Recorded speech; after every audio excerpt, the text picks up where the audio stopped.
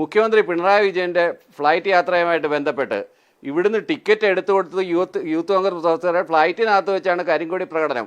കരിങ്കൊടി പ്രകടനമാണെങ്കിലും എന്ത് തരത്തിലുള്ള പ്രകടനമാണെങ്കിലും അവർ ഹൈ സെക്യൂരിറ്റി ഏരിയയിലാണോ അത് കാണിച്ചത്?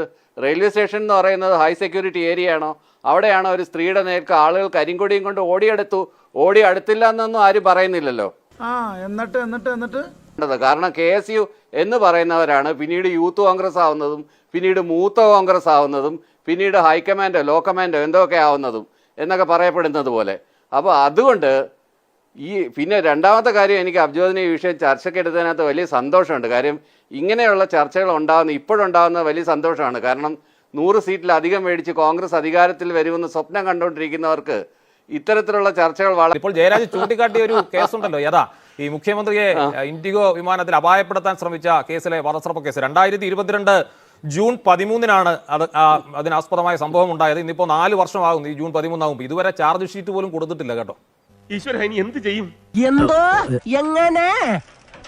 വേണ്ടാന്ന് വെച്ചിട്ടാ മനഃപൂർവ്വം അതൊരു ഇഷ്യൂ ഉണ്ടാക്കണ്ടെന്ന് വെച്ച് പല കേസുകളും നമ്മൾ പലപ്പോഴും വേണ്ടാന്ന് വെച്ചിട്ട് വെറുതെ വിടാറുണ്ടല്ലോ.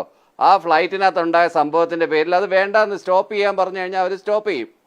അതുകൊണ്ടാണ് വെറുതെ ഒരു കോൺട്രവേഴ്സി എന്തിനാണ്, അവർക്കൊരു പൊളിറ്റിക്കൽ മൈലേജ് എന്തിനാണ് കൊടുക്കുന്നത്? ഈശ്വര ഇവിടെ ആരില്ലല്ലോ ഇതൊന്ന് പറഞ്ഞു ചിരിക്കാനായിട്ട്.